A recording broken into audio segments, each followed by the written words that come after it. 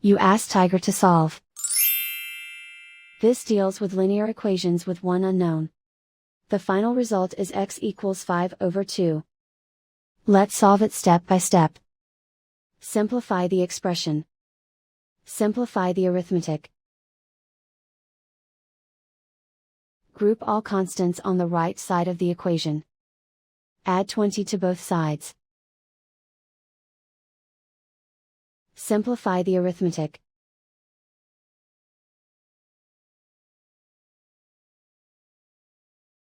Isolate the x. Divide both sides by 8. Simplify the fraction. Find the greatest common factor of the numerator and denominator. Factor out and cancel the greatest common factor. And so the final result is x equals 5/2.